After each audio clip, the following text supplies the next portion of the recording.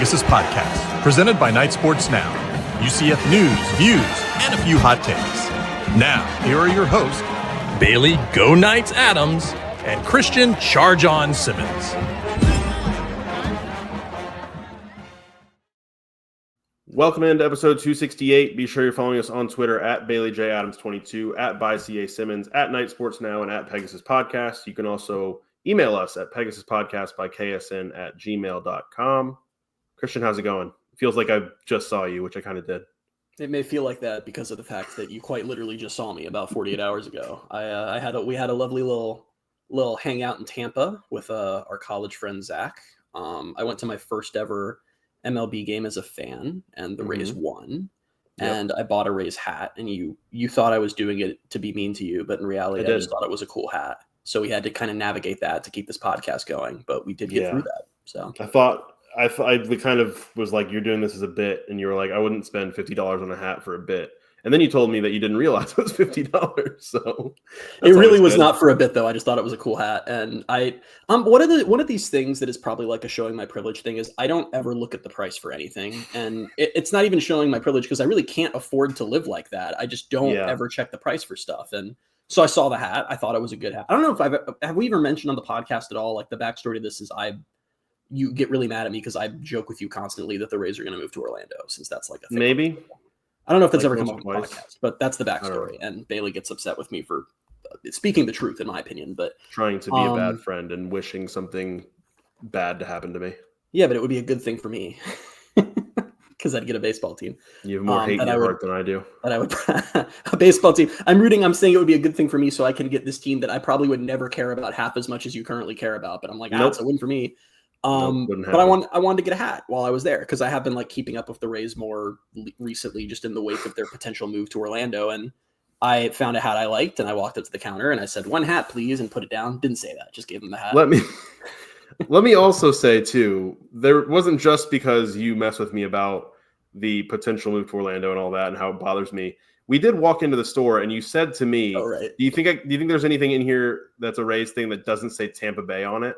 And I was like, I don't want to talk to you anymore. And then you're like, oh, no, I didn't even mean it like that. I didn't mean it like that. I just don't have any ties to Tampa. So I just wanted because we walked in and every hat was that like TV. You also don't have any ties to the Rays. So. Sure I do. I support them. Go Rays. I just wanted I wanted a hat for the moment. I like to, because then I'll have that hat and be able to say that, I went to a Rays game and that's where I got that. But I didn't realize that.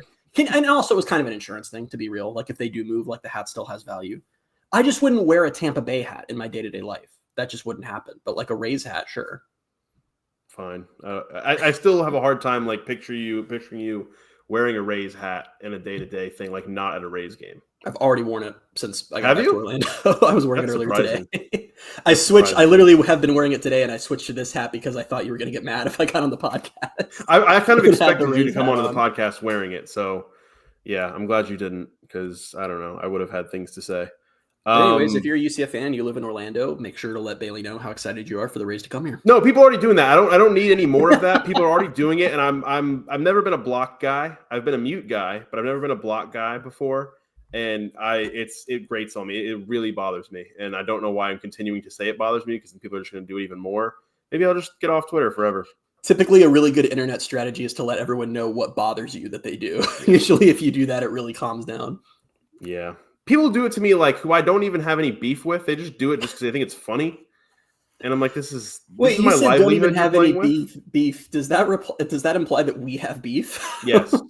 Okay, fair. Yeah, because you've been doing it enough to the point where we do have legitimate beef, I think. It's tough. All right, UCF podcast that we do. We're doing it now. We're going to start this podcast by kind of going back to something we talked about last week because UCF is hilarious.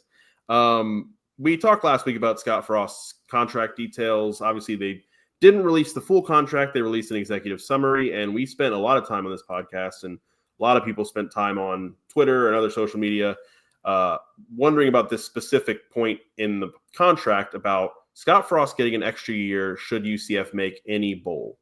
I believe those were the words in the executive summary. If UCF made any bowl game, is that correct? You just read that to me. I have the executive summary in front of me.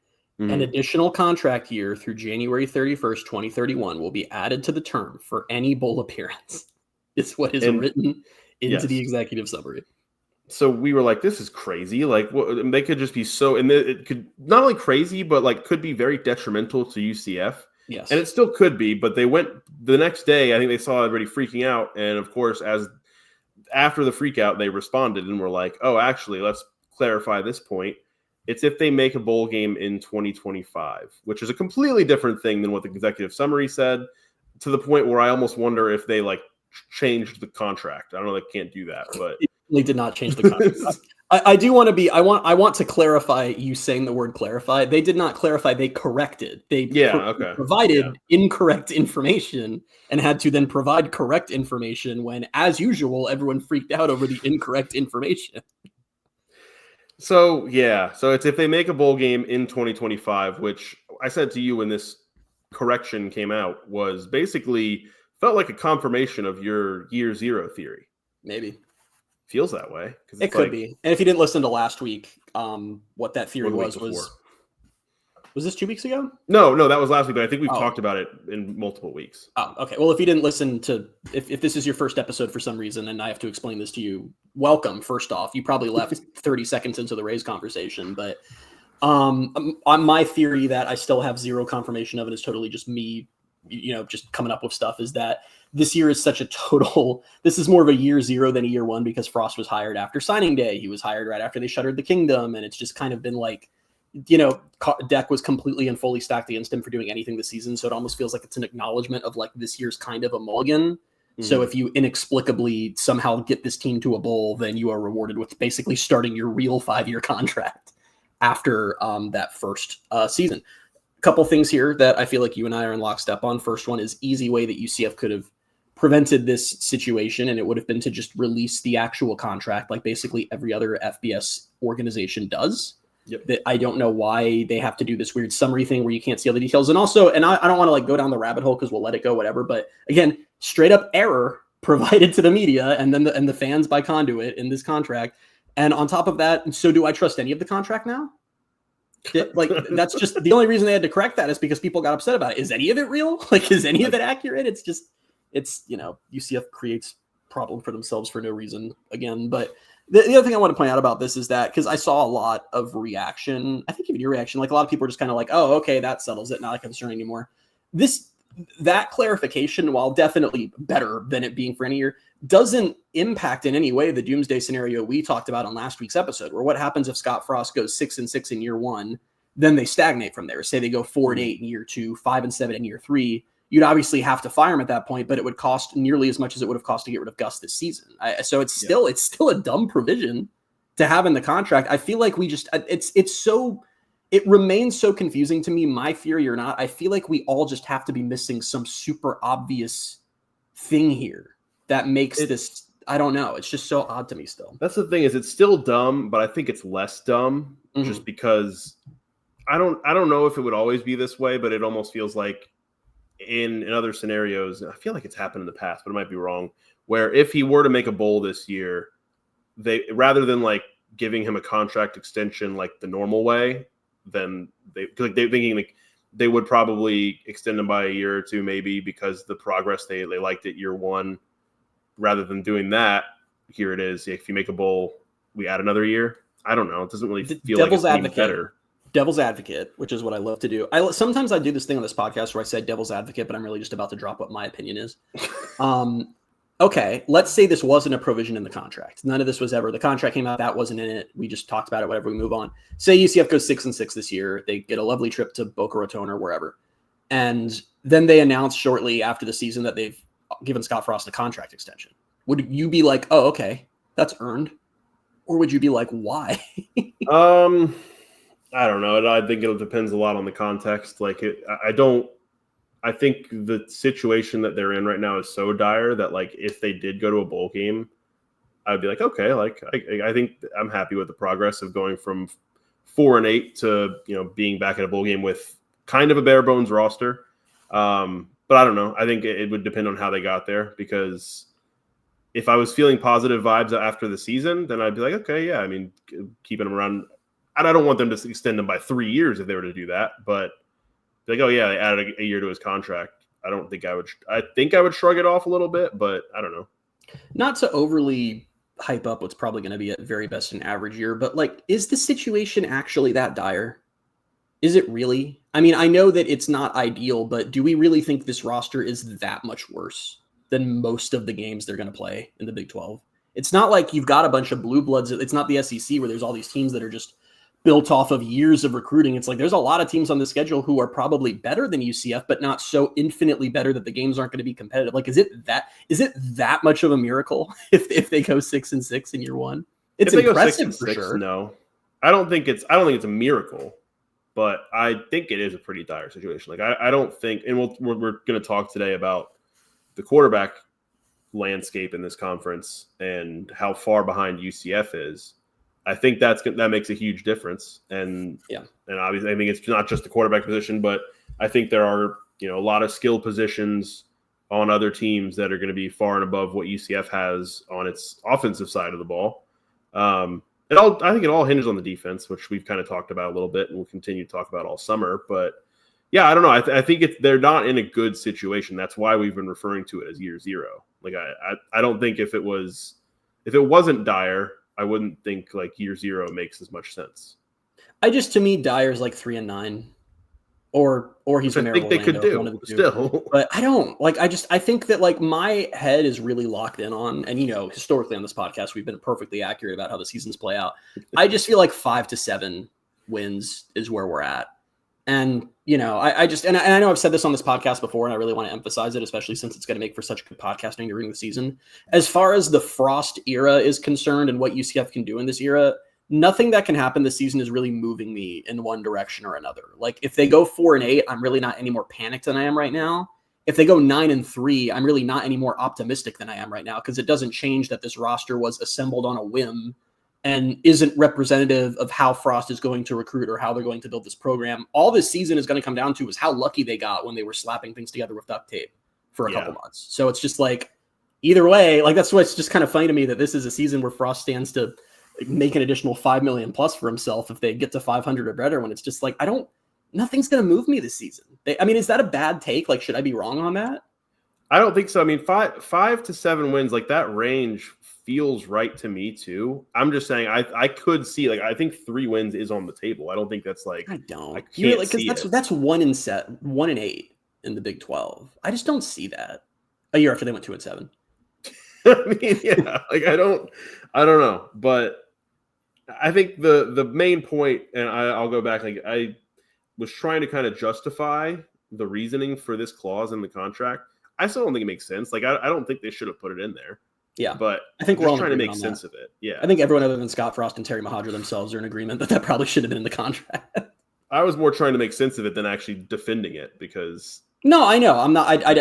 I'm the title of this podcast is going to be Bailey Defends Frost's Contract. We're just going to throw that on YouTube and see how it does. But It's, like I said, it's weird. And it's one of those things where this is never a story again if things even go fine. Like, this is only a story if things go badly. And it's never a story again if they go 5-7 this year. So it's just, I don't know. It just is weird. We talked about it last week, and the clarification helps, because it is nice to know that it's not like he can go 3-9, 3-9, 3-9, and then they keep him. They're like, let's give him a 4th year and see what happens. And he goes 6-6, and they're like, new contract. But it's still just, I don't know. It just feels kind of pointless. Yeah, and what bothers me more is that UCF just made a mess of it. Like, that's my bigger takeaway. Is like, come on, like, didn't need that, but whatever. It's in the past now, and like you said, if they don't win, if they don't make a bowl this year, no one ever has to really talk about it again. If they do, I don't even know if we'll talk about it that much. They could have just released the contract, man. They could have just done what all the other schools do and literally just released the contract. I have more questions about this now. So it was like, did someone have a job to, like, because I always thought, like, contracts typically do have an actual executive summary, I thought. Yeah. But apparently this isn't that, since it includes information. So it was like someone's job to read the contract and then type up a version of it for public consumption, and whoever had that job misunderstood the contract. I don't understand. Maybe, or I can just completely throw something at the wall and see if it sticks. Like, maybe there was something they were negotiating, and at one point the idea was if they make a bowl at any point, then that's it. And that's what made it onto the executive summary. And then before they kind of finalized it and signed it and everything, they changed that wording to this year. And maybe they forgot to search and find on the executive summary. I don't know. I love the way that we have approached our two topics on Scott Frost's contract, because more than really any time in the history of this podcast, it has just been us having absolutely no idea what the truth is, just launching theories at the wall. Because you're saying that, and I'm like, that makes total sense. No idea if that's true. I'm just like, oh yeah, no, that would check out. I'm just here to offer possibilities. I never pretend like I know anything. I don't think. Hopefully, I don't. I'm just here to offer possibilities. Is a good Who Said It for Sons of UCF Live this week. That might have to be the one. But yeah. Yeah, it might be. All right, we ready to move on to what the main topic kind of is here? Sure. Let's do it. Where UCF's quarterback situation stacks up against the rest of the Big 12. And the answer, put simply, is that it's probably the worst. I don't remember. I don't actually have it in front of me. I think you sent me or showed me when you were in town. Somebody did like a quarterback ranking. It was Sleeper College Football, which a couple things on this. Take it for what it's worth. I don't really know what Sleeper is. It's the app I do fantasy football in every year, and I don't know what else it is in the world for beyond that. And I will say the 1 to 16 ranking, I'm not saying this because of where UCF was. I think I agree with where UCF was. Incredibly, like, you don't know ball list. But they did rank the 16 quarterbacks in the Big 12, and they ranked UCF's Taven Jackson, who we assume is going to start, as the worst quarterback in the Big 12, which sounds harsh, but like probably on the table. Not necessarily what I'm predicting, but probably on the table. Right. And that's more of a testament to the Big 12 than it is to UCF situation. So where this topic came from is you sent me kind of just a list. I forget who did it. It was in The Athletic that they were kind of doing a rundown of all of the quarterback situations in the Big 12. Yep. And your takeaway, obviously, and I think what the takeaway should have been, is that like this is a stacked league in terms of star quarterbacks. So if I just quickly go down the list here, and we can get into some of it further, and also like some of the ones UCF will be seeing on their schedule. Most of these programs or most of these teams have their quarterback already, which Arizona's Noah Fafita, really good 2023 season. It was a huge deal that they held on to him for 2024. Didn't have the best year, and he's losing his top receiver, but still a good quarterback. Arizona State's Sam Leavitt just helped them to the Big 12 title and the college football playoff, and he's pretty young. I think he's a junior. Jake Retzlaff had a really good year for BYU. Sawyer Robertson had a really good year for Baylor. Baylor won its last 6 games. Cincinnati is kind of the first one on this list where I don't know if I'd call him a star, but Brendan Sorsby had 27 total touchdowns last year, 3,260 total yards. He's like the established starter there. Colorado is bringing in Liberty's Caden Salter, who is 2 years removed at Liberty from a 32 touchdown, 6 interception season. Houston brought in their transfer quarterback, who's presumably going to be the starter, Connor Weigman from Texas A&M. He was injured most of his time with Texas A&M, but still solid quarterback. Iowa State's really good. Rocco Becht, one of the best in the conference. Kansas has Jalen Daniels still. Feels like he's maybe the Holton Ahlers of the Big 12 this year, except better. Kansas State's Avery Johnson's looking like a rising star. TCU has Josh Hoover. Texas Tech has Barron Morton. Utah, even then, they brought in New Mexico transfer Devin Dampier, who ran for 1,100 yards and almost 20 touchdowns. And then after that, you've got only a small collection of teams who have a quarterback battle going on. And all of the other quarterback battles seem to feature better options than what UCF has. We don't know, and it might not be a giant difference, but when you look at Oklahoma State, they have a TCU transfer in Haas Haney competing with one of their former 3-stars, Zane Flores. West Virginia's is kind of down to 3, which one of them is their homegrown Nico Marchio, who played some last year when Garrett Green was hurt. And then they got Texas A&M transfer Jalen Henderson and Charlotte transfer Mac Brown. So obviously UCF's is down to Taven Jackson, Cam Fancher, and Jakari Brown. Just hearing all of that, I don't see how you can disagree with any ranking that has UCF's, at least in the bottom tier of the quarterback situations in this conference. There are 2 versions of can you not see? And I understand that college football seasons, historically, there have been like 154 of them at this point. They historically don't go the way we think they're going to go. They're kind of famous for that. And if you want to be the type of UCF fan who's just like, rah, I get mad when people are mean to my team, then that's fine and you can do that. But based on the things we currently know, and yes, that will all change when the season starts, I can't possibly fault anyone for getting that rundown you just gave and going, oh yeah, UCF's in last place. I don't even know what your argument would be against that. And I want to be very clear to UCF fans, that doesn't mean this is going to work out this way. I genuinely don't believe that we will get to the final week of 2025 and we'll be like, yeah, UCF firmly had the worst quarterback play in the conference. Taven Jackson, maybe him in a Frost offense, another year in college football, new system, Mackenzie Milton is able to take another step beyond what we've seen. Maybe Jakari Brown or Cam Fancher steal the job and being one of those guys who, when they get under the lights, can really turn it on and play well. I mean, we don't know, but when you're out from the outside of Orlando and you look at UCF, who's coming off of a season where they just cycled through 4 different quarterbacks when no one was ever hurt, they just had to, and they didn't really improve in a meaningful way from what we've seen through the portal. They just kind of had to grab guys to do what they could. Your guy who had ended the season as your starter is just gone already. Like, I don't know. I don't fault anyone for having UCF ranked where they're ranked. And I do think part of the thing that UCF fans have to understand too, which is a big part of this conversation, is the Big 12 is frickin' stacked at quarterback. It's not like, and that's going to be a storyline all season, because it's not like they're not just stacked for the Big 12. They're like more stacked than even like the major conferences. The Big 10 this year, I have the stat in front of me and now I lost it, which is always really cool. Yeah, the Big 10, 13 of the 18 Big 10 teams are going to have new starting quarterbacks this season. SEC, there's a lot of turnover like that as well. And I remember one place that this really first cropped up where I started hearing about it more was that when Nico Iamaleava did his whole little holdout business and unexpectedly left Tennessee, the whole storyline for the next week is Tennessee was just going one by one to all the Big 12 teams, because the Big 12 just had this like plethora of elite quarterbacks up and down the conference. And I think one of the main storylines there was that none of them went to Tennessee and they all stayed put. But it's a crazy year for Big 12 play, or for quarterback play in the Big 12. And yeah, UCF just doesn't have the firepower right now to match up with that. They just don't. Yeah. And I just don't know. I don't know what the answer will be. And I think what scares, I guess, I don't know if scares me is the right word, but we didn't see, like, obviously none of them separated during spring. Even Frost said that. And we're assuming that Taven's going to end up winning the job. It just is such a question mark because he's played so little. Like he played so little at Indiana that we don't have much to latch onto there in terms of hope of like, oh, we've seen him and we've seen him have great success. Like we've just kind of seen him be okay, if that, at Indiana.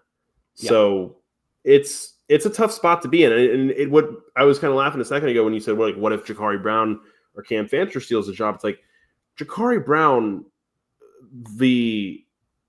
obviously what he did last year, if he could just improve, if he could throw the ball, if he could improve even a little bit and be serviceable as a passer and run the way he was running, then I would feel so much better. Which is, I mean, that's obviously a huge ask. Is like we've kind of seen him at this point and we kind of know what he is. I don't know that he's going to take a giant leap in that aspect of his game, but. No, I don't foresee a leap with him because that didn't feel like it wasn't like fixing tendency. Like that was just talent. Like there were just situations where he just couldn't get the ball where it needed to go. And that's fine. A lot of guys can. And the argument for him is probably, well, he does bring that incredible athleticism.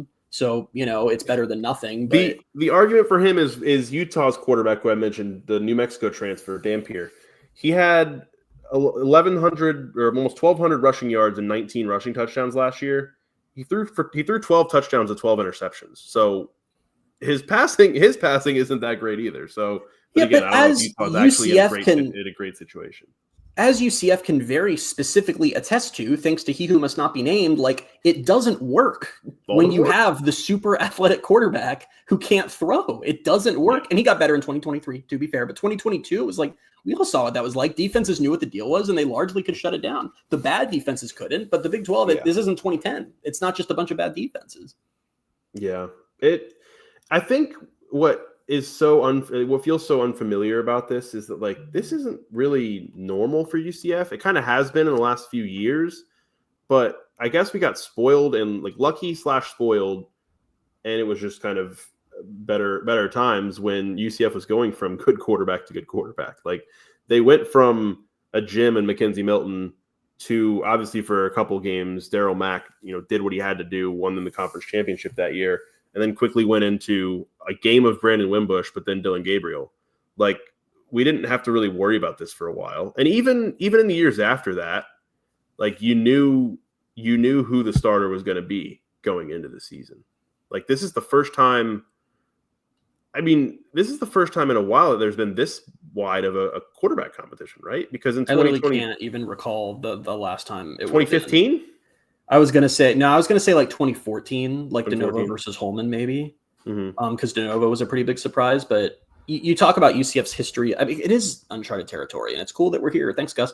Because literally there's a 10-season span from 2013 to 2021. Or no, excuse me, I completely butchered that. The 10 seasons from 2012 to 2021. Those 10 seasons, and all but 2 of them, UCF starter was either Blake Bortles, Mackenzie Milton, or Dylan Gabriel. Like, so yeah, fans got pretty conditioned to like, yeah, UCF doesn't have to worry about quarterback. And it is uncharted territory because this hasn't just been like a fall back down to earth. Last few years was a fall back down to earth. This is like a rock bottom. And yeah, it's not a super fun spot to be in. What makes it even more frustrating is it would be different if UCF had a successful quarterback last year and then some other team plucked him away and he transferred. It was just, it was bad last year. They didn't find an answer through 4 guys. And I think now 3 of those 4 guys are gone. And the one remaining isn't a clear favorite. It is probably maybe 3rd in the race right now, maybe 2nd. Yeah. It's not. It's all close. The difference between 1 and 3 is very small. But it sucks that we're here, really. Yeah, and I want to be clear too. This isn't to me. This is not an indictment on UCF as a program or like as the type of players that can bring it at all. I think, and like West Virginia is another good example. It's like there aren't a lot of situations in college football where you have a coaching change due to performance, which, like, I know he took the FSU job, but like, let's be real. And you come out of that in the portal era with a good quarterback room. Like, that's just not really the way it works. So I guess if you want to look at the good news of it, there's 2 ways to look at it. There's one is that Scott Frost is, kind of has a bit of a track record. Even when things were bad at Nebraska, like Adrian Martinez was a pretty solid find. Like, did he recruit Adrian Martinez? He had to have. They were there for like 9 years together. I think so. Either way, it's his whole career as a college head coach. Even when things weren't going well, he was typically still able to get something out of his quarterbacks, and they have their new commit now. And that's one positive way to spin it. And the other positive way to look at it is that what the Big 12 is showing is that it's not like, yeah, the SEC and Big 10 are pulling away from the rest of college football. There's no denying that. There's no running or hiding from that. But it also doesn't change that the Big 12 has shown that not only can you get a really good quarterback in this conference, and it's not just like 1 or 2 teams doing it. It's like the whole freaking league. You also can keep them. These aren't programs historically that quarterbacks are looking to leap from. I don't. Yeah. And I could be way off base, and it depends. It totally depends on the player. Obviously, every situation is different. But UCF does not in any way strike me as the program where, let's say they find their guy eventually, and he's really good, has like 30 touchdowns, 6 interceptions season, really, really good season. And the big time offers roll in next year, where every SEC team with the whole wants him, every Big 10 team with the whole wants him. I don't see UCF as the program where that quarterback's just gone the next year. I think UCF's the program where, as long as they can remain somewhat competitive salary-wise, and just get them a little closer. I don't, like I said, it depends on the individual player. This is completely hypothetical, but the Big 12 programs are not programs that quarterbacks just leaping from. It's good, high-level football with access to the playoff, and guys aren't going to leave good situations for some more money than they're already making. I think that's right. And it's kind of what I said last week is that obviously UCF player retention-wise, they're putting a lot of that NIL money toward player retention. And in the scenario they're in right now, they're retaining players at other positions because they're not really having to put much quarterback or much money toward the quarterback. But if they get that guy, obviously a lot of that is going to be redirected to the quarterback because it's the most important position. So if they can get that guy, I would feel better about them being able to hold on to them. It's just, will they get that guy? I will also say, I know that the quarterback room is not great. I believe that UCF has probably still invested a hefty sum to try to put it together, which is kind of funny. But, you just kind of have to do what you have to do at that point. But, yeah it's interesting. I think that, I don't know, it's kind of frustrating because it feels like it's been, God, when was the last year that it felt like UCF had a quarterback for the future? I'm trying to think here because 2022, JRP's named starter. Oh, is that his name? Oh, damn it. It was me first. Okay. That's the first one. Oh, damn it. Okay. That's $1. $1 nice. So far. Nice. I cannot believe it was me. I can. All right, whatever. Cool. All right. That It almost didn't seem real. Like it was it took me a second to call you on it. I literally didn't earlier, and now I'm here. Well, whatever.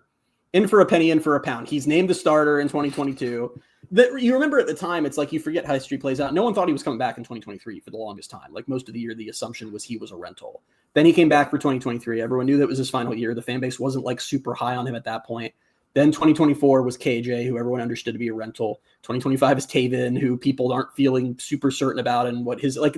It's been a long time since it was like, yeah, this guy's going to start and we're so amped for him and he's going to be here to like build around. Like it's been a minute.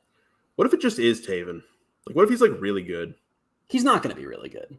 He's not. I'm sorry. He's just not going to be. I think there's totally a reality where we get to the end of. I think this is not what's going to happen. But like if I time traveled to the end of the 2025 season and UCF was 8-4 and Taven had been pretty solid and hadn't lost them any games and maybe even won them one here or there, I wouldn't be blown away. That wouldn't like stun me as an outcome. I think that's totally on the table.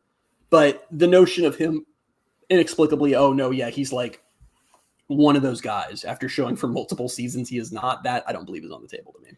I just randomly put this like scenario into my head for no reason. Nice. I could almost see, like you said, where he's 8-4 and he's fine, but like not great. Him coming back and being the starter going into next year, and then they get to a point at some point next year where it's just like, all right, it's time to Mackenzie Milton, Kane Archer, and put him in as a freshman and let him struggle, let him get his feet under him, and then it's his time. I don't know, because it's like if there's very very real chance that Taven does enough to hold on to the job heading into 2026.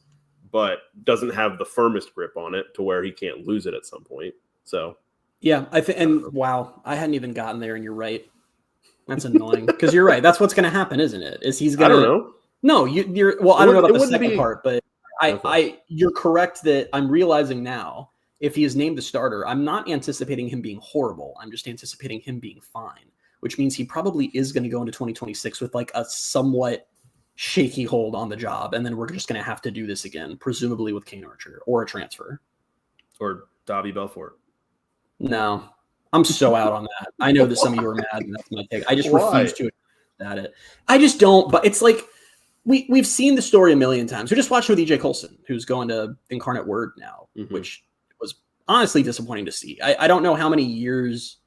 And I know there's always like stuff behind the scenes, whatever, but it's just like, I don't know why I'm not going on an EJ Colson tangent that I was not planning here, but I just don't know how many years we have to see guys transfer out of relatively solid situations and kind of end up just lost in the shuffle of college football. It's like, it's just at what point I don't know how many years of stories have to be out there before players start realizing that you can't do that.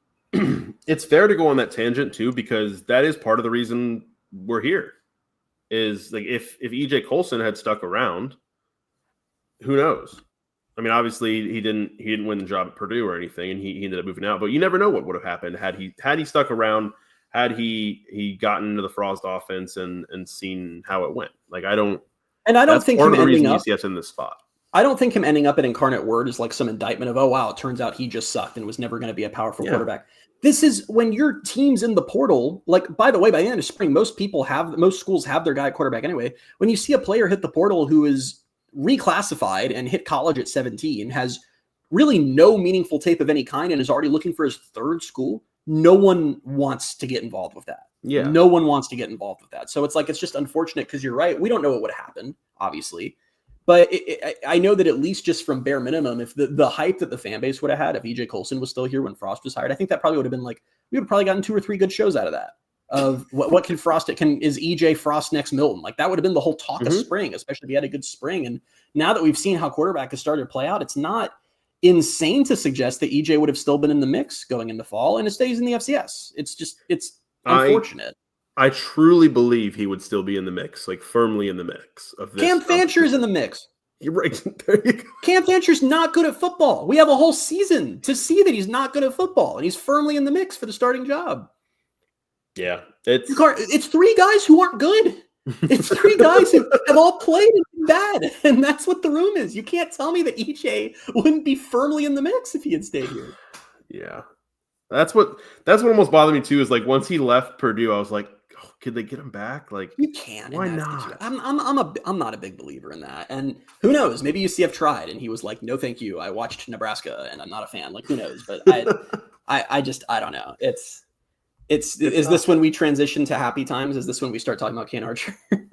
Yeah. In 1 second, I did actually want to run through to further make this point and further concern everyone. Run through the UCF schedule and kind of make the point that every team they're playing is going to have a better quarterback situation than UCF. I don't want to do this, but go ahead. So starting just in Big 12 play, because I didn't really want to go into North Carolina or all that, but.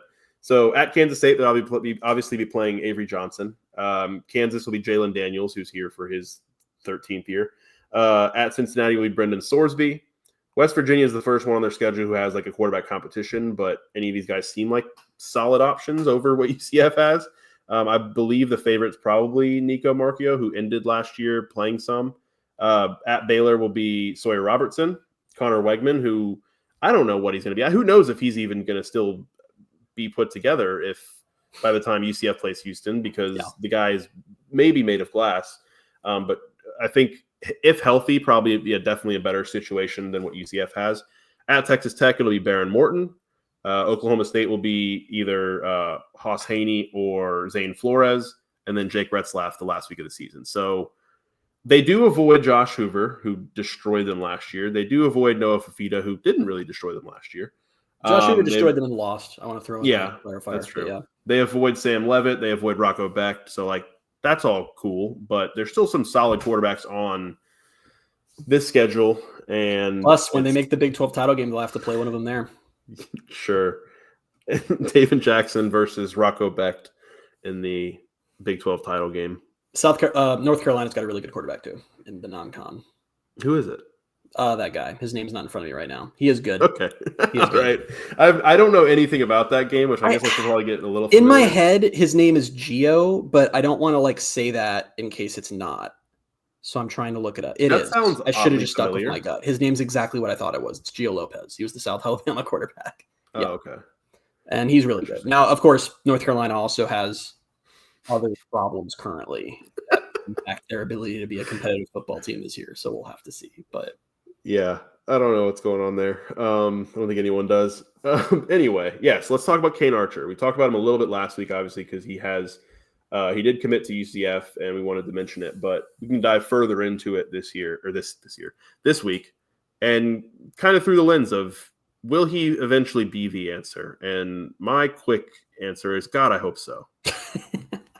I was going to say, wouldn't it be funny if we just did a whole segment where here's why Kane Archer isn't the answer? Just ignored all the hype and just completely.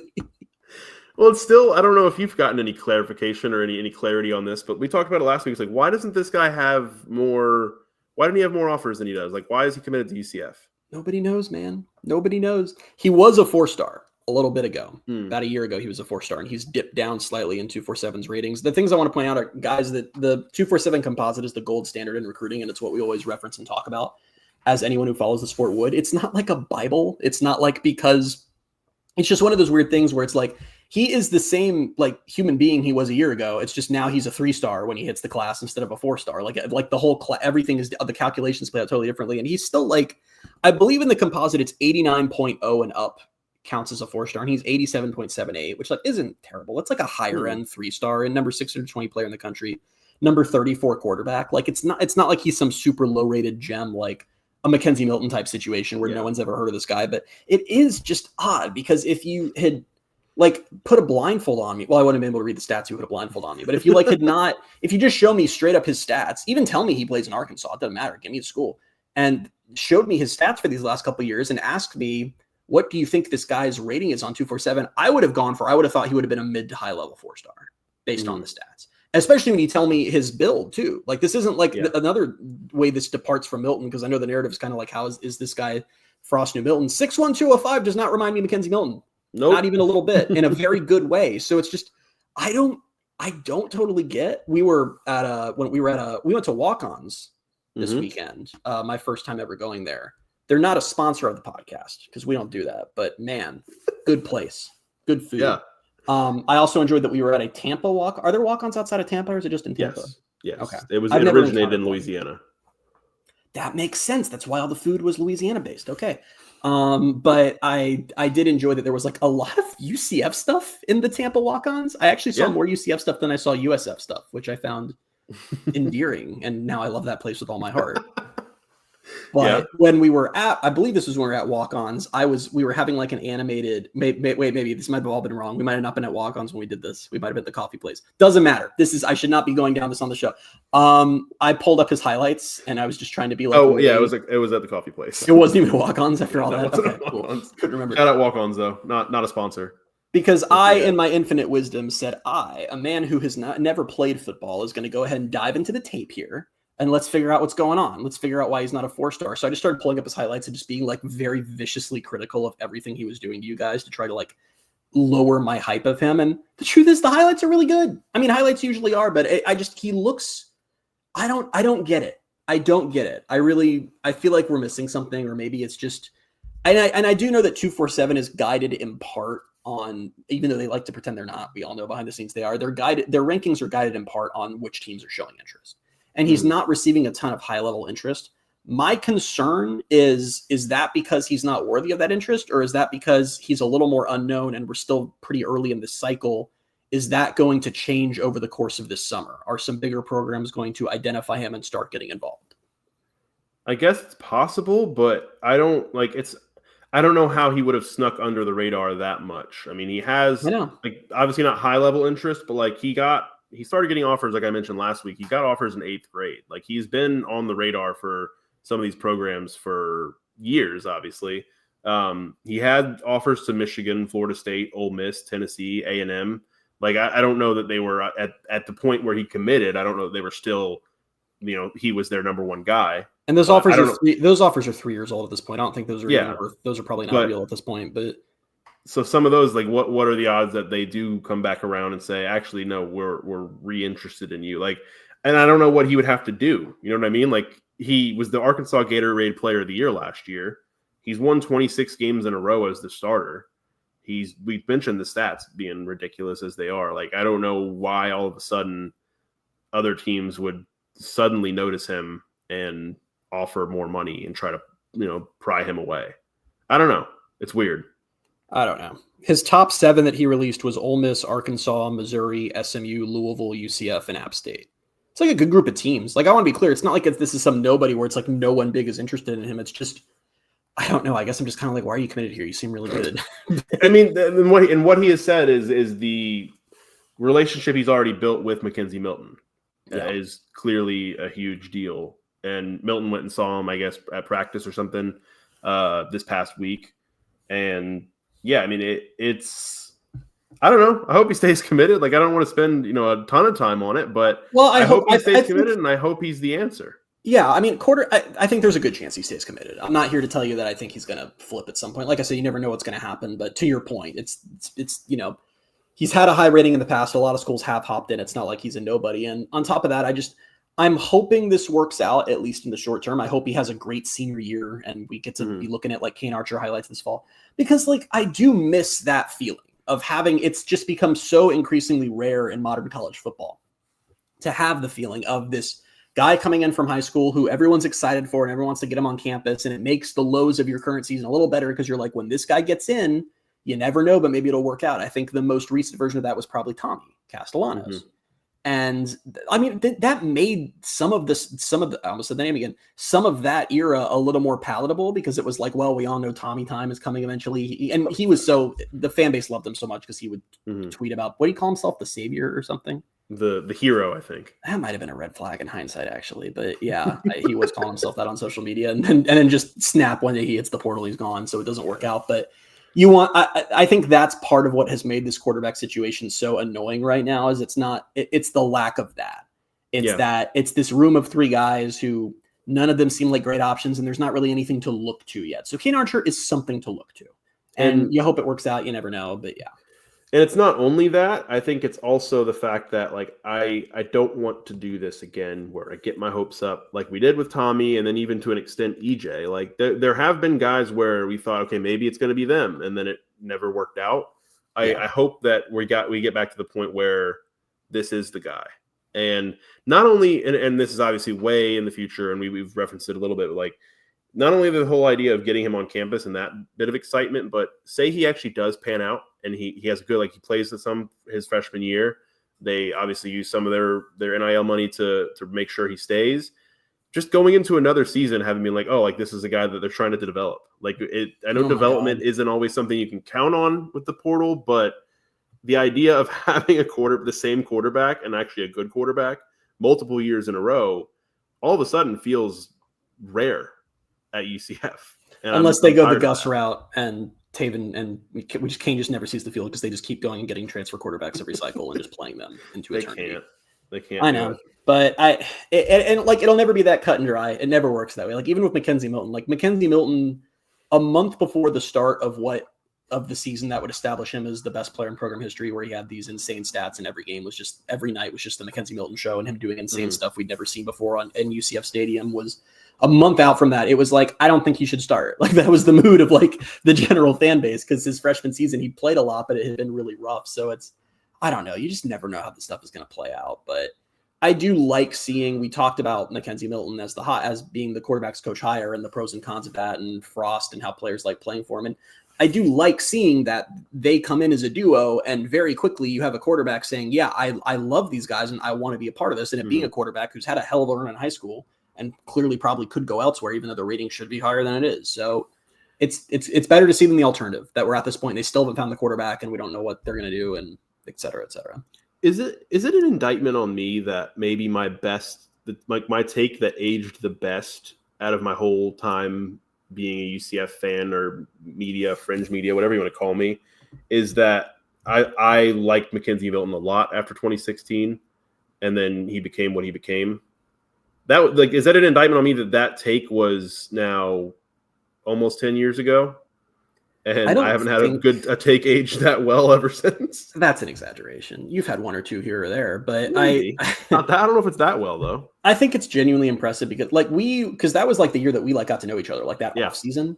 And you and I would argue about this because I was I was as out on Milton as you could be. I was a big Noah Vedral guy. I really was excited when they got Noah Vedral, and I thought I was like, we're talking about Kane and Taven Jackson. That was my vision for Noah Vedral. I was like, Milton will be the starter, and then he will lose the job to Noah Vedral. Mm-hmm. I don't know what the hell is going on. I also predicted them going undefeated that year, which is like my claim to fame on predictions, and it was just total BS. Like I don't know why I thought that. I thought they were going to have a quarterback change, but still go undefeated somehow. I don't know what I was thinking about. It's a dumb kid.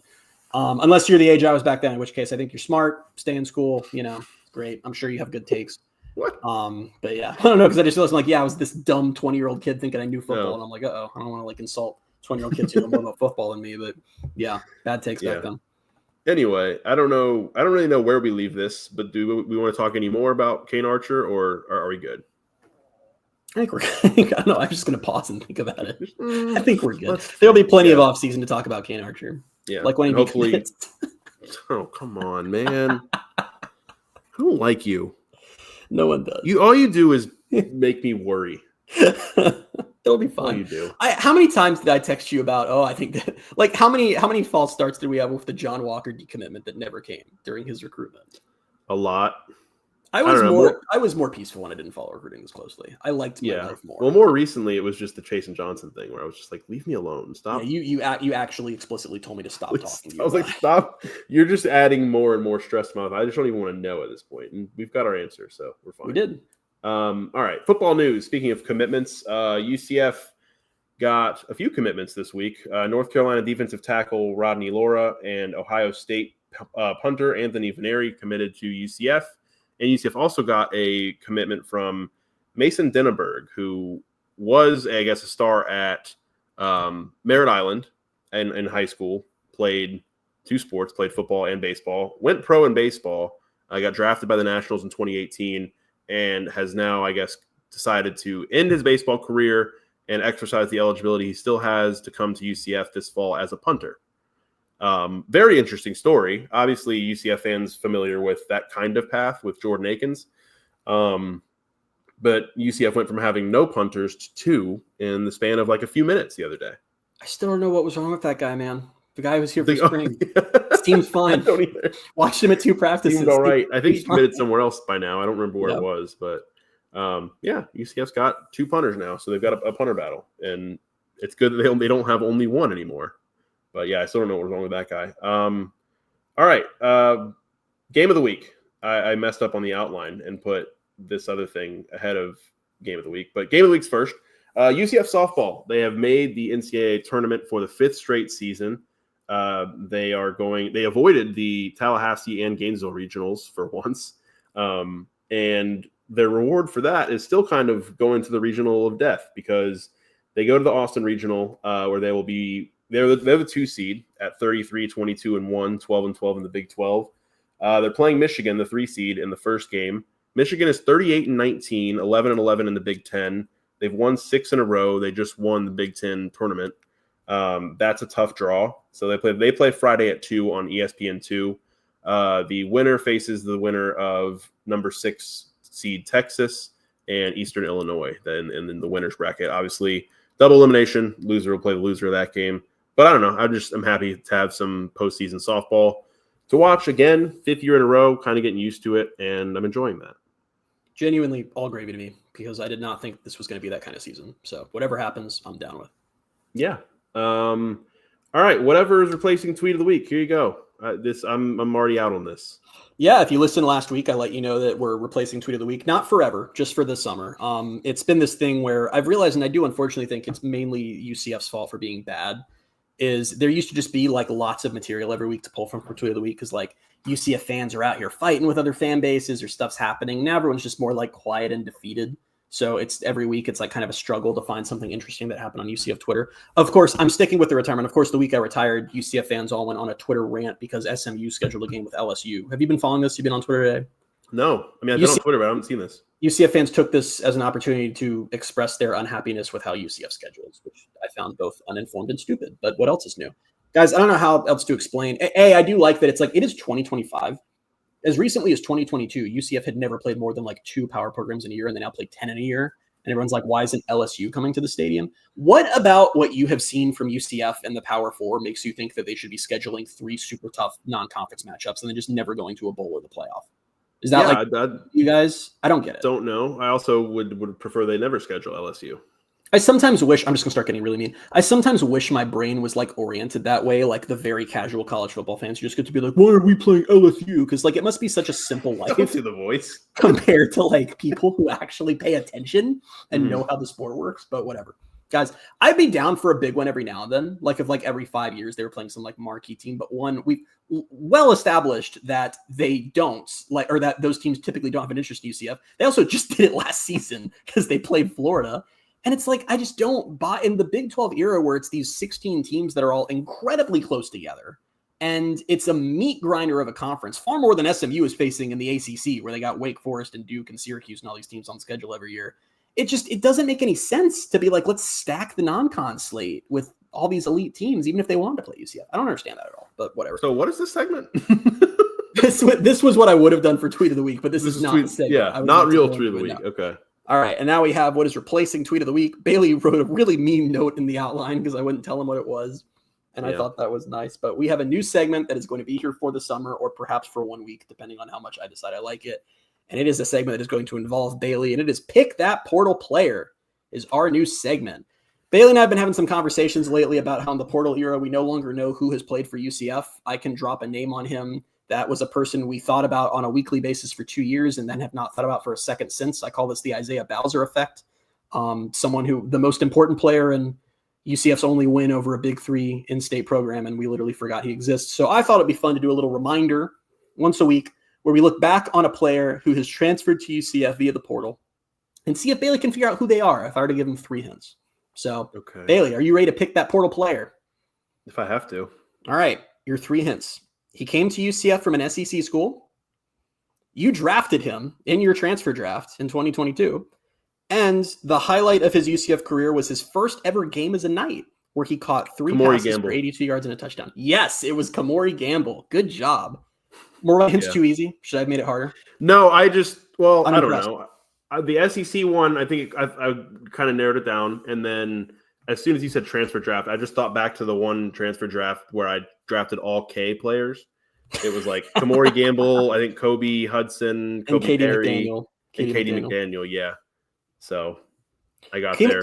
Kamori Gamble was an interesting one because he was someone who was very highly rated as a transfer recruit, and we were very excited for, and had a good game against SC State, and then quite literally did nothing the rest of that season because Alec Holler just immediately reclaimed his spot as tight end one. That was weird. Like, that whole situation? Not even the situation. Yeah, just how like I thought he was going to be really good, and then he just didn't really play much. Like he was genuinely good at Florida. He was good, and honestly, I think a more creative coach than the mind of Gus Malzahn probably would have found a way to use two tight ends who were both good. But for some reason, he was like, "Sorry, Holler's better. Get on the bench, Kamori," and that was that. And he did play. He did play a lot that season, but it just did not live up to the hype. But yes, I liked this. I think I'm going to have to get way harder. No, I really enjoyed it. Are you being sarcastic? No. Oh, okay. I just thought, because I don't know. I think I was expecting you to come back and do another one of the uniform thing where I had to name the combo for a game. And I'm like, those always make me anxious. So it's also fun only for me when we talk uniform stuff like that. So I thought this would be fun. We'll give you a little refresher, a little palate cleansing reminder of a transfer player you almost certainly have forgotten about each week. As will potentially some of, I'm doing the UCF countdowns again each Thursday. And I think, I can't remember. I think I did 16 weeks, obviously, this past Thursday. And as I was trying to put together 4 players that have worn each number 16, 15, 14, all the way down to 1, there's some random ones in there. Not always portal players, but there's some random guys in there. So that'll be fun too. Should be good. Yeah. All right. Well, that's it. We'll be back next week with episode 269. Until then, you can find us on Twitter at BaileyJAdams22, at @ByCA Simmons, at Night Sports Now, and at Pegasus Podcast. Thank you guys so much for being with us, and we will talk to you soon. Bye, everybody.